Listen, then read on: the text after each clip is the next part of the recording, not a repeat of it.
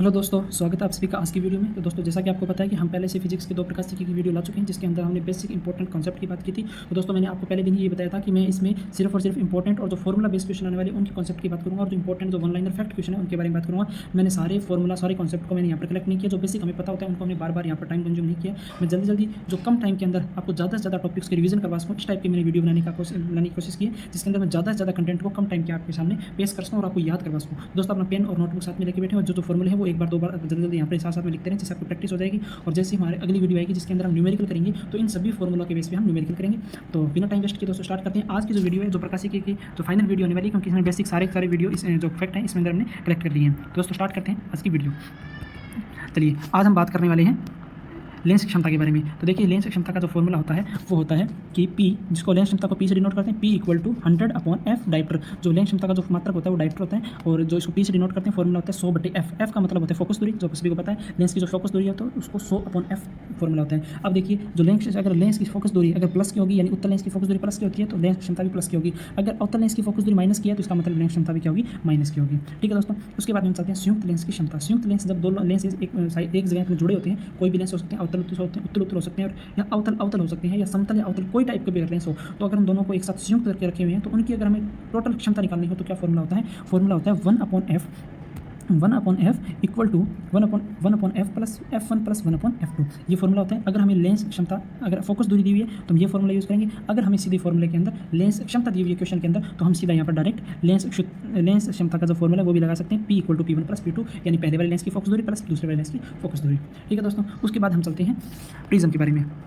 देखिए, प्रिज्म क्या होता है, और प्रिज्म के बारे में जो इंपॉर्टेंट बातें हैं उनके बारे में बात करते हैं। प्रिज्म में तो देखिए, जब प्रकाश की आपतित किरण, जब कोई प्रकाश की जो आपतित किरण है वो आपतित होती है तो आपतन कोण बनाती है, और विचलन के बाद में, जो परावर्तन के बाद में जो विचलित होती है तो वो डेल्टा कोण एंगल बनाती है। ये डेल्टा एंगल बनाती है। तो अब इसमें जो संबंध होता है आपतन कोण और विचलन कोण के अंदर, जो संबंध क्या होता है कि जैसे जैसे हम आपतन कोण को बढ़ाएंगे, वैसे वैसे विचलन कोण का मान कम होता जाएगा। परंतु यहाँ पर आगे देखना, एक निश्चित कोण के बाद में आपतन कोण के बढ़ने पर आप विचलन कोण का मान नहीं बढ़ता है। सॉरी, यहाँ पर नहीं लिखना था, नहीं बढ़ता है, कोण का मान नहीं कम होता है, घटता नहीं है। कि आपतन कोण बढ़ने पर विचलन कोण का मान कम होता है, पर एक निश्चित पॉइंट आता है जिसके बाद में उसका विचलन कोण का मान कम नहीं होता है और वो बढ़ना स्टार्ट हो जाता है। तो इसका उस पॉइंट को हम क्या बोलते हैं? न्यूनतम विचलन कोण बोलते हैं। उस पॉइंट को बोलते हैं न्यूनतम विचलन कोण। ठीक है, तो आपतन कोण और विचलन कोण के अंदर आपको जो डाउट है वो समझ में आ गया, रिलेशन यानी समझ में आ गया होगा कि आपतन कोण जैसे जैसे बढ़ता है, जैसे आपतन कोण बढ़ता है वैसे वैसे जो विचलन कोण होता है माइनस कम होता है, परंतु एक निश्चित पॉइंट के बाद वो कम होना बंद हो जाता है और वो वापस उसके बराबर ही बढ़ना स्टार्ट कर देता है। तो उसे बोलते हैं न्यूनतम विचलन कोण बोलते हैं, जिसको हम किससे डिनोट करते हैं? जिसको डेल्टा मिनिमम से डिनोट करते हैं, जिसको डेल्टा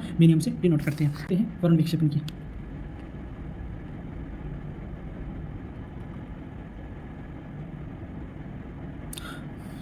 देखिए, वर्ण विक्षेपण क्या होता है कि जब मान लो कोई प्रिज्म है और उसके अंदर ये ए एंगल है, ये बी है और ये सी है, इसका नाम देते हैं ए, और ये बी हो गया और ये सी हो गया। ठीक है, इसके अंदर जब प्रिज्म के अंदर कोई आपतित प्रकाश की किरण यहाँ पर आपतित होती है, तो वो एक विचलन के बाद और अपने 7 अलग अलग श्वेत प्रकाश की किरण जब 7 अलग अलग अपवर्तन के बाद क्या होता है, 7 अलग अलग रंगों में वो विभाजित हो जाती है और पर्दे के 7 अलग अलग रंगों का एक स्पेक्ट्रम देखने को मिलता है। इसके अंदर देखिए, जो सबसे जो नीचे और सबसे ज़्यादा जो मुड़ने वाला रंग है ना, रंग की किरण है, वो है वोयलेट यानी बैंगनी रंग। बैंगनी रंग एक ऐसा किरण है जो सबसे ज़्यादा प्रभावित होता है, और जिसका विचलन कोण जो अभी विचलन कोण होता है वो सबसे ज़्यादा होता है, और तो विचलन कोण इसमें बैंगनी रंग का विचलन कोण सबसे ज़्यादा होता है। और एक लाल रंग होता है जो ऊपरी होता है रेड कलर पर बहुत कम फर्क पड़ता है, इसका जो विचलन कोण होता है वो सबसे कम होता है। विचलन कोण जो रेड कलर का विचलन कोण होता है वो सबसे कम होता है। तो वर्ण विक्षेपण की अंदर बात है कि वर्ण का विक्षेपण होना, यानी एक श्वेत प्रकाश के अंदर 7 अलग अलग रंगों के वर्णों का निकलना, जिसके अंदर पता चले कि सबसे ज़्यादा किस रंग के अंदर विक्षेपण हो रहा है, विचलन किसके अंदर हो रहा है, तो बैंगनी रंग के अंदर सबसे ज़्यादा विचलन हो रहा है और लाल रंग के अंदर सबसे कम विचलन हो रहा है। इसलिए इसका जो विचलन कोण है बैंगनी रंग का सबसे ज़्यादा है और लाल रंग का विचलन कोण सबसे कम है। ठीक है, उसके बाद जो वर्ण विक्षेपण का जो फॉर्मूला होता है वो क्या होता है? ए क्या होता है? जो ऊपर वाला एंगल है, मान लो 30 डिग्री का 60 डिग्री जितने हैं, ए ब्रैकेट म्यू, अब यानी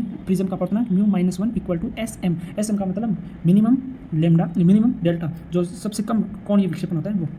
ठीक है, तो ये वर्ण विक्षेपण का फॉर्मूला होता है, जिसके अंदर हमने बेसिक बातें सारी कर ली। अब इसके बाद हम करते हैं, आगे चलते हैं। इसके बाद आता है कोणीय विक्षेपण। देखिए, कोणीय विक्षेपण क्या होता है? कोणीय विक्षेपण जिस प्रकार हमने अभी बात की थी कि वर्ण विक्षेपण के बारे में, तो वैसे कोणीय विक्षेपण होता है कि जैसे कोई प्रिज्म के अंदर सा जो बैंगनी रंग के कोणीय विक्षेपण और बैंगनी रंग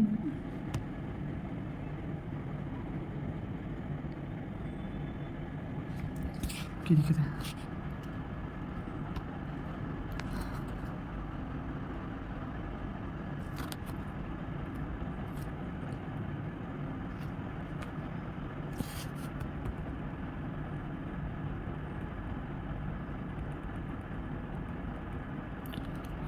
चलिए दोस्तों, अब बात करते हैं वर्ण विक्षेपण के बारे में। तो वर्ण विक्षेपण क्या होता है? तो अब ये वर्ण विक्षेपण जो प्रिज्म के अंदर, जब कोई प्रिज्म के अंदर प्रकाश की किरण आपतित होती है और जो निर्गत होती है तो उसको 7 अलग अलग रंगों के अंदर विभाजित हो जाती है। तो इसके अंदर जो सबसे ज़्यादा प्रभावित होने वाला कलर है वो होता है वॉयलेट, और सबसे कम प्रभावित होने वाला होता है कलर रेड होता है। ठीक है, तो बैंगनी कलर जो सबसे ज़्यादा, जो बैंगनी कलर का जो विक्षेपण कोण होता है वो सबसे ज़्यादा होता है, रेड कलर का विक्षेपण कोण सबसे कम होता है। तो इतने ध्यान, यानी विचलित, जो सबसे ज़्यादा विचलित होगा उसका विचलन कोण ज़्यादा होगा, जो सबसे कम विचलित होगा उसका विचलन कोण भी कम होगा। तो यहाँ पर जो बैंगनी कलर है वो सबसे ज़्यादा विचलित होता है क्योंकि उसका अपवर्तनांक ज़्यादा होता है, और जो लाल रंग होता है वो विचलन कोण उसका सबसे कम होता है क्योंकि उसका अपवर्तनांक भी कम होता है। ठीक है, तो ये होता है वर्ण विक्षेपण के बारे में। तो वर्ण विक्षेपण का मतलब कि जब सफेद प्रकाश की किरण प्रिज्म के अंदर जाती है तो वो 7 अलग अलग रंगों के अंदर विभाजित हो जाती है, और उसके अंदर जो बैंगनी कलर का जो विचलन है वो सबसे ज़्यादा होता है क्योंकि उसका अपवर्तनांक ज़्यादा है, और लाल रंग का विचलन कोण सबसे कम होता है क्योंकि उसका अपवर्तनांक भी कम है। ठीक है दोस्तों, इसका जो विचलन कोण का जो फॉर्मूला होता है वही होता है ये वाला, mu A mu -1 S M. S M का मतलब हम जिस भी चीज़ का निकालें, अगर बैंगनी कलर है तो एस भी हो जाएगा, और सॉरी एस का लेमडा भी हो जाएगा और लेमडा आर हो जाएगा। अगर जिस कलर का विचलन कोण निकालना है तो वो हमें लेमडा आर लेमडा वी जिसका भी निकालना है तो फॉर्मूला बन जाता है अलग अलग रंग का। तो वर्ण विक्षेपण का ये फॉर्मूला होता है। उसके बाद हम बात करते हैं,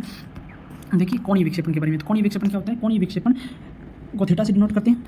कोणीय विक्षेपण को थीटा से डिनोट करते हैं। देखिए, सबसे जो कम होता है, सबसे जो ज़्यादा होता है विचलन कोण होता है बैंगनी, सबसे ज़्यादा विचलन कोण होते हैं वो बैंगनी कलर का होता है, सबसे कम होता है वो रेड कलर का होता है। तो बैंगनी कलर यानी बैंगनी कलर और रेड कलर के बीच का जो अंतर है यानी S V minus S R, बैंगनी कलर का विचलन कोण माइनस रेड कलर के विचलन, बैंगनी कलर के विचलन कोण रेड कलर के विचलन कोण के बीच का अंतर है वो क्या होता है? कोणीय विक्षेपण कहलाता है। इस कोणीय विक्षेपण कहलाता है। ठीक है, इसको जो आगे डिस्क्राइब करके जो फॉर्मूला है वो है mu theta equal to A mu minus mu R, theta equal mu V यानी म्यू अपवर्तनांक बैंगनी कलर का अपवर्तनांक माइनस रेड कलर का अपवर्तनांक, ये होता है फॉर्मूला। उसके बाद आते हैं विक्षेपण क्षमता। विक्षेपण क्षमता क्या होती है? विक्षेपण क्षमता निकालने का जो फॉर्मूला है वो होता है कि W equal to theta minus Y. Theta क्या होता है? थीटा जैसे कोणीय विक्षेपण, थीटा किसको डिनोट किया? कोणीय विक्षेपण को। थीटा किसी हम कोणीय विक्षेपण कहते हैं, कोणीय विक्षेपण अपॉन में वाई यानी डेल्टा ऑफ वाई, यानी वाई का विचलन कोण यानी येलो कलर का विचलन कोण। तो येलो कलर के विचलन कोण को हम डिवाइड कर देंगे तो हमें v माइनस म्यू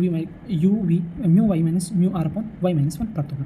ठीक है दोस्तों, अब हम चलते हैं आगे प्रकीर्णन प्रभाव। देखिए, आगे आता है प्रकीर्णन प्रभाव। प्रकीर्णन प्रभाव सबसे पहले आपको ध्यान में होना चाहिए, अपने ध्यान में होना चाहिए किसने दिया था? तो रीले ने बताया था प्रकीर्णन प्रभाव के बारे में। और ये होता क्या है कि आपतित प्रकाश की जो तीव्रता है वो उसके तरंगदैर्ध्य के चतुर्थ घात के व्युत्क्रमानुपाती होती है। आपतित प्रकाश की जो तीव्रता है वो इसके तरंगदैर्ध्य के चतुर्थ घात के व्युत्क्रमानुपाती होती है। ठीक है दोस्तों, उसके बाद में आता है कि इंद्रधनुष के बारे में। तो देखिए, इंद्रधनुष तो एक होता है प्राथमिक इंद्रधनुष जो हमें बड़ा ब्राइट कलर में दिखता है, वो तो होता है इंद्रधनुष।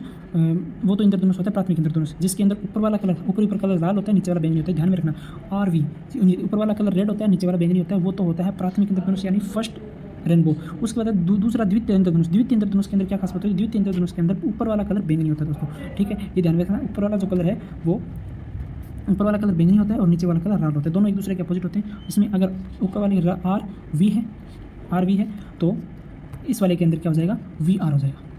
ठीक है, आर वी है, रेड ऊपर वॉयलेट नीचे, तो उसका हो जाएगा वॉयलेट ऊपर रेड नीचे हो जाएगा। ठीक है दोस्तों, तो उसके बाद एक आता है, उसके बाद चलते हैं साधारण सूक्ष्मदर्शी की, जो हमारे लेंस की सहायता से जो बनाए गए हैं ऑप्टिकस, उनका हमें निकालना है।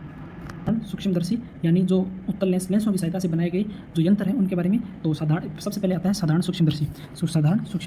ठीक है, तो साधारण सूक्ष्मदर्शी क्या होता है और उनकी क्या क्या विशेषताएं होती है, बात करते हैं साधारण सूक्ष्मदर्शी। तो साधारण सूक्ष्मदर्शी के अंदर देखिए क्या लगा होता है? एक उत्तल लेंस लगा होता है सबसे पहली बात तो। ठीक है, उसके बाद इसका जो प्रतिबिंब बनता है वो कैसा प्रतिबिंब बनता है? सीधा व बड़ा प्रतिबिंब बनता है। दूसरी बात, उसके बाद उसकी जो आवर्धन क्षमता होती है m, यानी आवर्धन क्षमता क्या होती है? तो d/f+1। d होता है द्वारक यानी जो डिस्टेंस, अपॉन f यानी फोकस दूरी +1। तो साधारण सूक्ष्मदर्शी का फॉर्मूला होता है m बराबर में d/f+1।